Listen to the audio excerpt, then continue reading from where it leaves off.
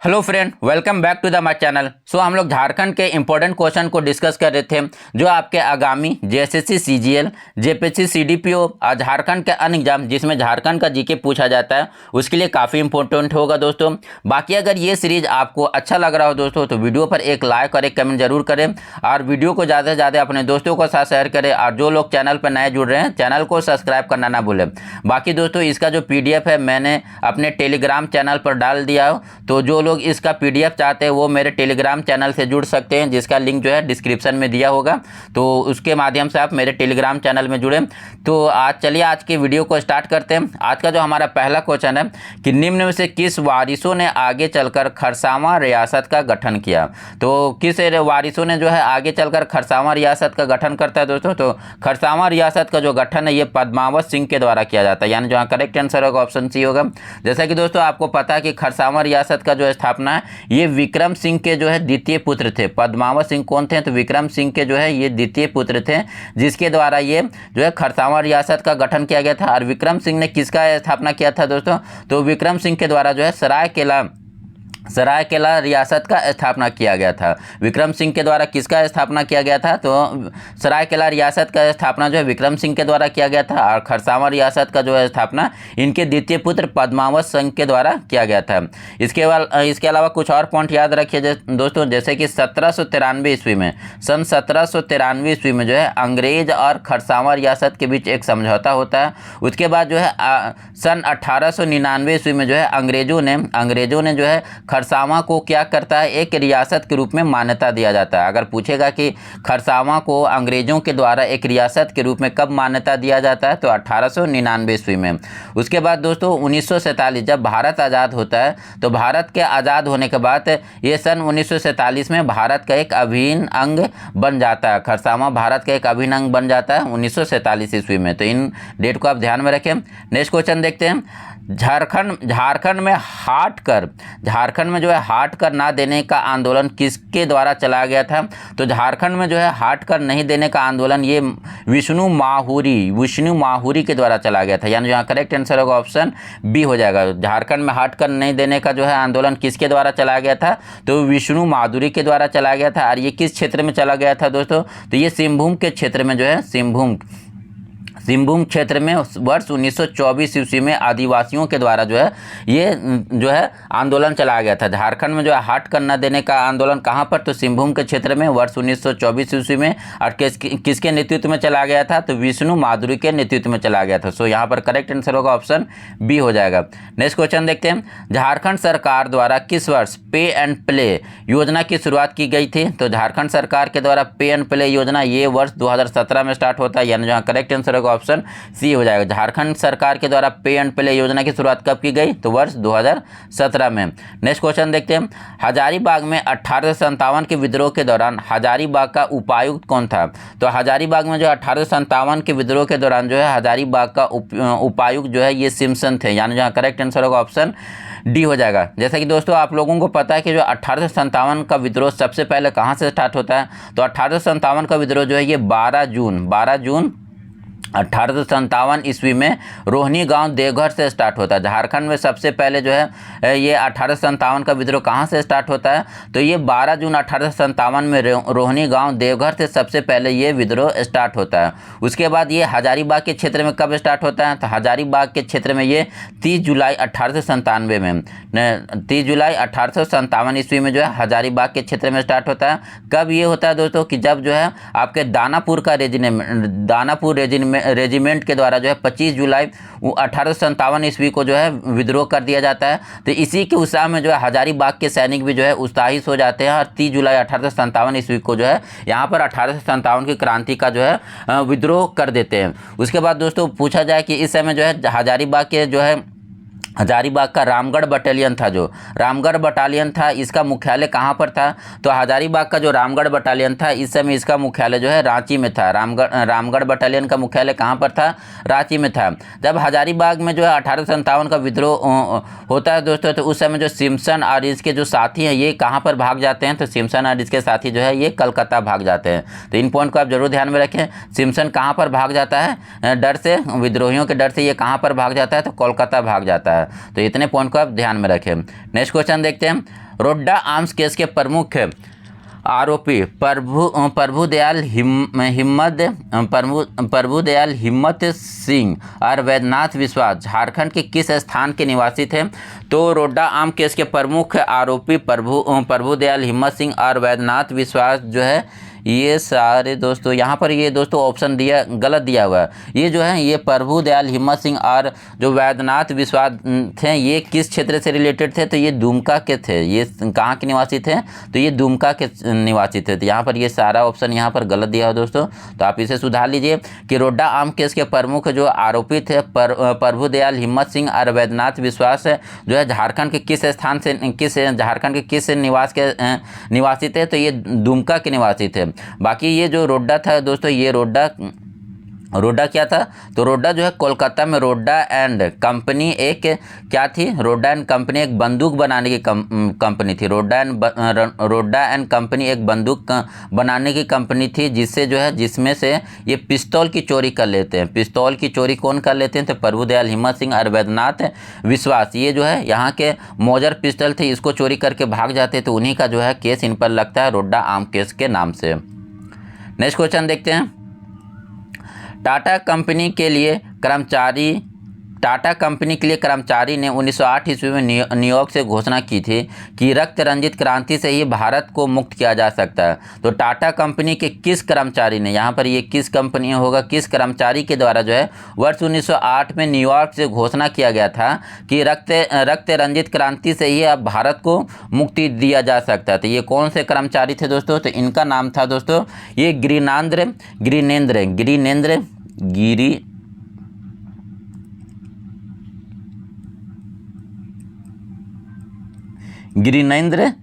मुखर्जी, गिरिरेंद्रनाथ, ये इनका नाम था गिरिनेंद्रनाथ मुखर्जी इनका नाम था। यानी जो यहाँ पर करेक्ट आंसर होगा ऑप्शन डी हो जाएगा। टाटा कंपनी के किस कर्मचारी के द्वारा जो है वर्ष 1908 में न्यूयॉर्क से घोषणा की गई थी कि रक्त रंजित क्रांति के द्वारा ये भारत को मुक्ति किया जाएगा? तो ये गिरिनेंद्रनाथ मुखर्जी इनका नाम था, ध्यान में रखिएगा। नेक्स्ट क्वेश्चन है, तरुण शक्ति नामक क्रांतिकारी पत्रिका का प्रकाशन झारखंड के किस शहर से किया गया? तो तरुण शक्ति जो है ये क्रांतिकारी पत्रिका का प्रकाशन झारखंड के किस क्षेत्र से दोस्तों? तो ये चाईबासा के क्षेत्र से किया गया था। और इस पत्रिका के प्रकाशक कौन थे दोस्तों? तो इनका नाम था आनंद कमल चक्रवर्ती इनका नाम था। तो तरुण शक्ति नामक क्रांतिकारी पत्रिका का प्रकाशन झारखंड के किस क्षेत्र से हुआ? चाईबासा, और इनका नाम था आनंद कमल चक्रवर्ती। नेक्स्ट क्वेश्चन देखते हैं। महात्मा गांधी किस सिलसिले में जो है अंतिम बार झारखंड आए थे? तो महात्मा गांधी जो है अंतिम बार जो है वर्ष 1940 ईस्वी में कांग्रेस का जो है 53वां अधिवेशन होता है। वर्ष 1940 में कांग्रेस के 53वां अधिवेशन या रामगढ़ अधिवेशन में झारखंड आते हैं। तो महात्मा गांधी किस सिलसिले में? तो ये कांग्रेस के अधिवेशन के सिलसिले में। यानी जो यहाँ पर करेक्ट आंसर होगा ऑप्शन सी हो जाएगा, कांग्रेस आंदोलन, या एग्जैक्ट वैसे यहाँ पर आंदोलन नहीं होना चाहिए, यहाँ पर कांग्रेस अधिवेशन के सिलसिले में जो है महात्मा गांधी अंतिम बार जो है झारखंड आते हैं। और ये अंतिम बार झारखंड कब आते हैं दोस्तों? तो ये जो है अंतिम बार झारखंड 1940 ईस्वी में। ये रामगढ़ कब पहुँचते हैं? तो ये रामगढ़ जो है 14 मार्च 1940 ईस्वी में। रामगढ़ कब पहुँचते हैं दोस्तों? तो 14 मार्च 1940 ईस्वी में ये रामगढ़ पहुँचते हैं। उसके बाद यहाँ पर जो रामगढ़ पहुँचकर यहाँ पर ये सबसे पहले रामगढ़ पहुंचते हैं। उसके बाद दोस्तों यहाँ पर खादी उद्योग का जो है उद्घाटन करते हैं। उसके बाद जो है रामगढ़ अधिवेशन के समाप्ति के बाद ये जो है 21 मार्च रामगढ़ अधिवेशन के समाप्ति के बाद ये कहाँ पर चल जाते हैं? तो 21 मार्च 1940 ईस्वी को ये जमशेदपुर में चल जाते हैं। ये कहाँ पर फिर जमशेदपुर में कहाँ पर जाकर रुकते हैं? तो ये जहांगीर मोदी के घर रुकते हैं। फिर इसके बाद यहाँ से जो है जमशेदपुर से जो है ये निकल जाते हैं आपका वर्धा के लिए। तो अंतिम बार झारखंड में कब प्रवेश करते हैं? तो 14 मार्च 1940 को। उसके बाद रामगढ़ अधिवेशन के समाप्ति के बाद 21 मार्च 1940 को ये जमशेदपुर जाते हैं, जहां पर वो जहांगीर मोदी के घर में रुकते हैं। उसके बाद यहां से वो वर्धा के लिए निकल जाते हैं। नेक्स्ट क्वेश्चन देखते हैं, रिखिया गांव में इनमें से कौन एक आश्रम का निर्माण किया जा रहा है? तो ये रिखिया गांव में इनमें से किसका एक आश्रम का निर्माण किया जा रहा है दोस्तों? तो स्वामी सत्यानंद सरस्वती का, यानी जहाँ करेक्ट आंसर होगा ऑप्शन डी हो जाएगा। नेक्स्ट क्वेश्चन देखते हैं, कार्तिक उरांव के पिता का नाम क्या था? तो कार्तिक उरांव के पिता का नाम था जायरा उरांव, ये जबरा लिख दिया दोस्तों यहाँ पर,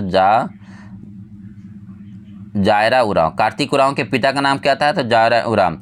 और इनके बारे में कुछ पॉइंट को ध्यान में रखिए दोस्तों, जैसे कार्तिक उरांव का जन्म किस वर्ष होता है? तो कार्तिक उरांव का जन्म जो है वर्ष 1924 ईस्वी में, कार्तिक उरांव का जन्म वर्ष 1924 ईस्वी में। उसके अलावा दोस्तों कुछ और पॉइंट याद रखिए, जैसे ये कभी कभी ये क्वेश्चन पूछा जाता है कि कार्तिक उरांव जो है किनके कहने पर जो है ब्रिटेन से वापस लौटते हैं? तो कार्तिक उरांव जो है वर्ष 1961 ईस्वी में जवाहरलाल नेहरू के कहने पर जो है ये ब्रिटेन से भारत लौटते हैं। वो ब्रिटेन में कौन से कंपनी में काम कर रहे हैं दोस्तों? तो ब्रिटेन में जो है ये एक रिएक्टर पावर प्लांट था, वहाँ पर काम करते थे, रिएक्टर पावर प्लांट में काम करते थे। उसके बाद जवाहरलाल नेहरू के आग्रह पर जो है ये वर्ष 1961 में जो है ये भारत लौटते हैं। भारत लौट के आने के बाद ये कहाँ पर काम करते हैं, ये भी क्वेश्चन कई बार पूछा गया है। तो भारत लौटने के बाद जो है ये एचईसी में जो है ये सुपरिटेंडेंट के रूप में, सुपरिटेंडेंट डिजाइनर के रूप में जो है यहाँ पर काम करते हैं। एचईसी में सुपरिटेंडेंट डिजाइनर के रूप में काम करते हैं, ठीक है दोस्तों। उसके अलावा दोस्तों ये वर्ष 1968 ईस्वी में किस चीज़ का स्थापना करते हैं?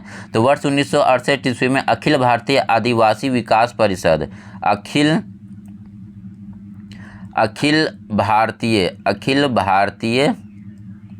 भारतीय आदिवासी विकास परिषद का गठन किसके द्वारा किया जाता है दोस्तों? तो वर्ष 1968 ईस्वी में कार्तिक उरांव के द्वारा किया जाता था। इन पॉइंट को आप ध्यान में रखें। 2-3 पॉइंट मैंने बताया, जैसे कार्तिक उरांव का जन्म 1924 ईस्वी में, और ये किस गांव में इनका जन्म होता है दोस्तों? तो ये गुमला जिला से रिलेटेड है। कार्तिक उरांव का जन्म स्थली कौन सा है? तो गुमला। उसके बाद ये किस वर्ष भारत लौटते हैं? तो ये 1961 में जो है भारत लौटते हैं। किसके कहने पर? तो जवाहरलाल नेहरू के कहने पर। ये कहाँ पर रहते हैं? तो इंग्लैंड में रहते हैं। वो कहाँ पर काम करते हैं? तो न्यूक्लियर पावर प्लांट में काम करते हैं। भारत लौटने के बाद वो कहाँ पर काम स्टार्ट करते थे? एचईसी में सीनियर सुपरिटेंडेंट डिजाइनर के रूप में काम करते हैं। उसके बाद ये वर्ष 1968 में किसका स्थापना करते हैं? तो वर्ष 1968 ईस्वी में जो है अखिल भारतीय आदिवासी विकास परिषद का गठन करते हैं।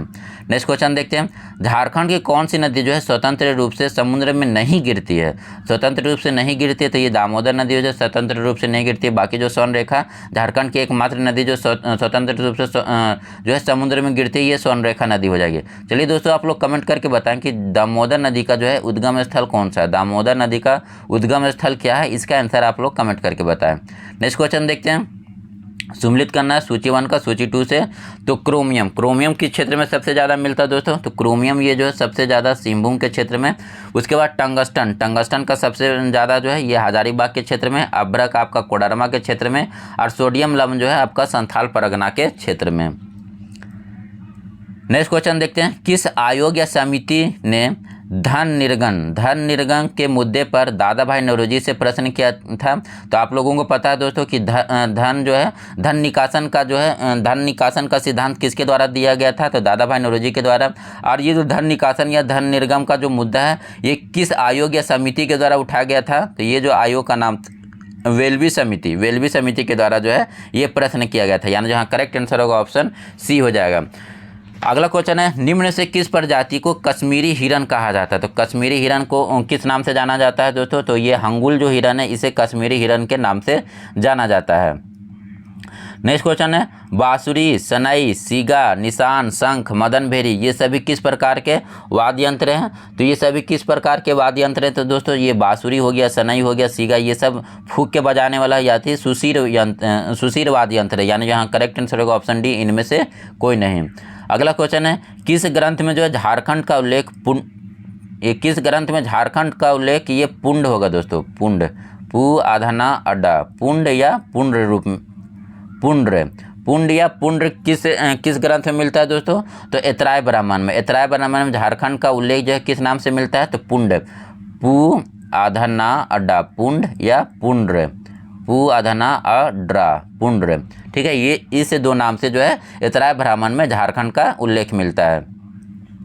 नेक्स्ट क्वेश्चन देखते हैं, शेरखां के किस सेनापति ने 1538 ईस्वी में पलामू के चेरो शासक महाराज चेरो पर आक्रमण कर उसे लूट लिया था? तो शेरशाह का कौन सा सेनापति था दोस्तों? तो ये खवास खां, यानी जहाँ करेक्ट आंसर होगा ऑप्शन ए हो जाएगा।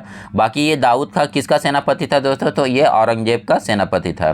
नेक्स्ट क्वेश्चन देखते हैं। केंद्री हो गया, टुईला हो गया, बनम, भुआग, इसराज, तीन तारा आदि ये वाद्य यंत्र किस प्रकार के वाद्य यंत्र हैं? तो ये सभी वाद्य यंत्र में दोस्तों ये तार से खींचकर बनाया गया है। तो ये किस प्रकार के वाद्य यंत्र के कैटेगरी के अंदर आएंगे? तो ये तंतु वाद्य यंत्र के कैटेगरी में आएंगे, यानी जहाँ करेक्ट आंसर होगा ऑप्शन बी हो जाएगा। नेक्स्ट क्वेश्चन है, भारतीय संविधान के किस अनुच्छेद के तहत राज्य की विधानसभा में अनुसूचित जाति एवं अनुसूचित जनजाति के लिए आरक्षण है? तो अनुसूचित जाति और अनुसूचित जनजाति का जो उल्लेख है भारतीय संविधान के किस अनुच्छेद में मिलता है? तो अनुच्छेद 332 में, यानी जहाँ करेक्ट आंसर होगा ऑप्शन डी हो जाएगा।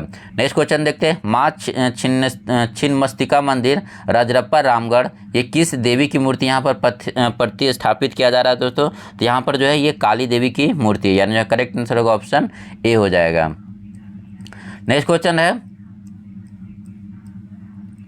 झारखंड की एकमात्र कौन सी जनजाति है जो पहाड़ों एवं जंगलों में रहना पसंद नहीं करता है? ठीक है, झारखंड का कौन सा ऐसा जनजाति है जो पहाड़ों और जंगलों में रहना नहीं पसंद करता है, साथ ही मजदूरी करना भी अपनी प्रतिष्ठा के खिलाफ समझता है? ये कौन से जनजाति के बारे में कहा जा रहा है दोस्तों? ये चेरो जनजाति, यानी जहाँ करेक्ट आंसर होगा ऑप्शन डी हो जाएगा। इनके बारे में कुछ और इन्फॉर्मेशन ध्यान में रखिए दोस्तों।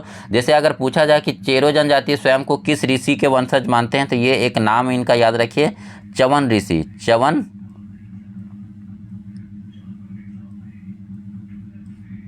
चेरो जनजाति स्वयं को किस ऋषि के वंशज मानते हैं? तो च्यवन ऋषि के ये स्वयं को वंशज मानते हैं। चेरो जनजाति जो है स्वयं को जो है चौहान या राजपूत कहलाना पसंद करते हैं। चेरो जनजाति स्वयं को किस नाम से पुकारते हैं? तो ये स्वयं को जो है चौहान या राजपूत कहलाना पसंद करते हैं। उसके बाद चेरो जनजाति की दो उपशाखा, एक 12 हजारी कहलाता है और दूसरा 13 हजारी। 12 हजारी और 13 हजारी भी जो है चेरो जनजाति की दो उपशाखा। तो इतना जो इन्फॉर्मेशन आप चेरो जनजाति के बारे में याद रखें। नेक्स्ट है, किस वर्ष संथाल परगना और छोटा नागपुर के 18 जिलों को मिलाकर झारखंड क्षेत्र स्वायत्त परिषद का गठन किया गया था?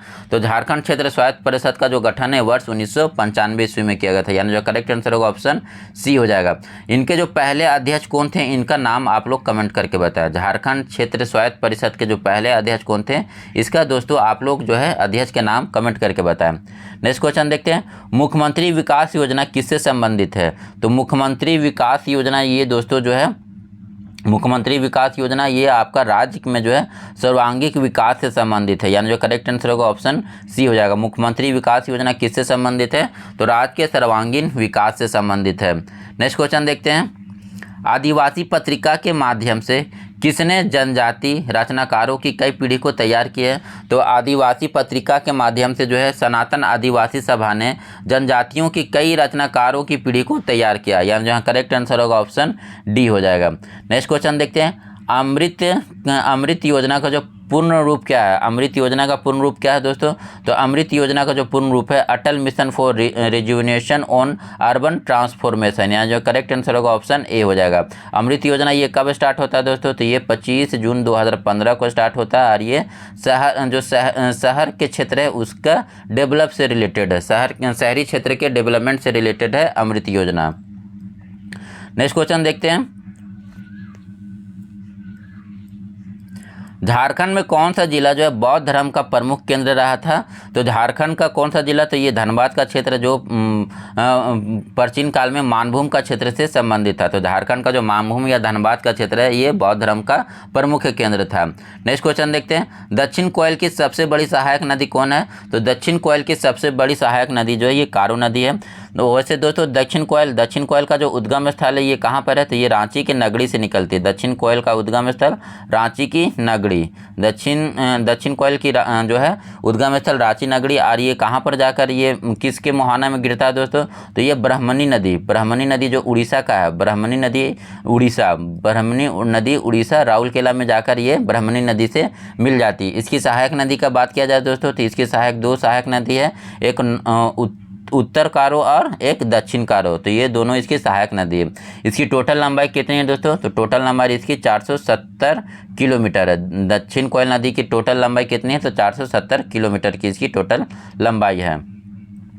नेक्स्ट क्वेश्चन देखते हैं, राज्य के पंचायती राज विधेयक 2001 में अधिसूचित क्षेत्र में अनुसूचित जनजाति के लिए कितने प्रतिशत जो है आरक्षण का प्रावधान है। तो राज्य के पंचायती राज विधेयक 2001 में अनुसूचित क्षेत्र में जो है अनुसूचित जनजाति के लिए जो है 80% का जो है आरक्षण का प्रावधान किया गया, यानी जो करेक्ट आंसर होगा ऑप्शन डी हो जाएगा। वहीं बात किया जाए दोस्तों गैर अधिसूचित क्षेत्र का कितना प्रतिशत जो है आरक्षण दिया गया है। तो गैर अधिसूचित के लिए गैर अधिसूचित क्षेत्र गैर अधिसूचित क्षेत्र के लिए कितना % का आरक्षण दिया गया है।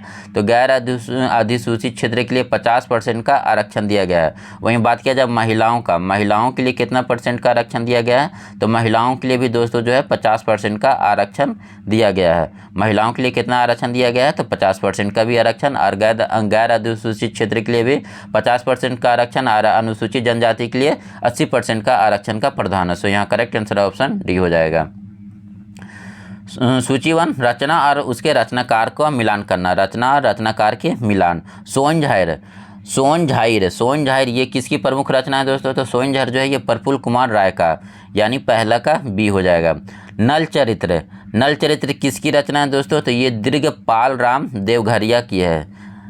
उसके बाद मेंजूर पंख जो ये किसकी है। तो नईमुद्दीन मिर्दाहा की है। मेंजूर पंख नईमुद्दीन मिर्दाहा। नागपुरी बाग शतक ये किसकी है। तो घासीराम की। नागपुरी बाग शतक ये किसकी रचना है। तो घासीराम की है। नेक्स्ट क्वेश्चन देखते हैं, निम्नलिखित में कौन सा अभियान राज्य में नकली औषधि बिक्री से पूरी तरह से जो है रोक लगाने के लिए संबंधित है। तो राज्य में नकली औषधि या दवाइयों के बिक्री पर रोक लगाने के लिए कौन सा जो है अभियान चलाया गया था। तो ऑपरेशन धन्वंतरी, यानी जहाँ करेक्ट आंसर होगा ऑप्शन बी हो जाएगा। नेक्स्ट क्वेश्चन देखते हैं, वेनिसागर में स्थित शिव मंदिर का निर्माण ये किस शासक के द्वारा कराया गया था। तो वेनिसागर में स्थित शिव मंदिर का निर्माण जो है ये शशांक के द्वारा किया गया था, यानी जो करेक्ट आंसर होगा ऑप्शन बी हो जाएगा। नेक्स्ट क्वेश्चन है, ईचागढ़ पश्चिम बिहार किस जिले में स्थित है। तो ईचागढ़ पश्चिम बिहार ये पूर्वी सिंहभूम में स्थित है, यानी जो करेक्ट आंसर होगा ऑप्शन सी हो जाएगा। अगला क्वेश्चन है हमारा, निम्नलिखित में कौन सी नदी दारिन मलेश्वर के पास दुमका जिले को छोड़कर झारखंड से बाहर निकलता है। तो ये दुमका जिले को छोड़कर झारखंड से बाहर निकलता है, ये कौन सी नदी है दोस्तों। ये ब्राह्मणी नदी है। यहाँ पर ब्राह्मणी नदी दो गो है दोस्तों, एक तो आपका उड़ीसा में ब्राह्मणी नदी है, और ये झारखंड का जो है एक ब्राह्मणी नदी है। तो इसमें कन्फ्यूज नहीं होइएगा। तो इसमें कौन सा नदी जो है दारिन मलेश्वर को छोड़कर दुमका जिले से दारिन मलेश्वर के पास दुमका जिले को छोड़कर जो झारखंड से बाहर निकलता है, तो ये ब्राह्मणी नदी हो जाएगी। पतरातु ताप विद्युत गृह किस पंचवर्षीय योजना में प्रारंभ किया गया। तो पतरातु ताप विद्युत गृह पंचवर्षीय योजना जो है ये चौथी पंचवर्षीय योजना में स्टार्ट किया गया था, यानी यहाँ करेक्ट आंसर होगा ऑप्शन सी हो जाएगा। पतरातु ताप विद्युत गृह योजना इसका जो है निर्माण वर्ष 1973 ईस्वी में रूस की सहायता से किया गया था, चौथी पंचवर्षीय योजना में।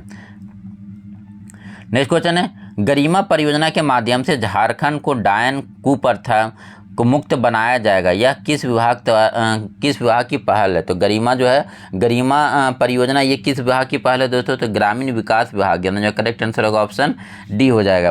नेक्स्ट क्वेश्चन देखते हैं, home interior brand home loan के पहले जो ब्रांड एम्बेसडर किसे बनाया गया है। तो महेंद्र सिंह धोनी को बनाया गया है। अगला क्वेश्चन है हमारा, किस अवसर पर मुख्यमंत्री पशुधन विकास योजना की घोषणा की गई है। तो किस अवसर पर यह घोषणा किया गया था दोस्तों।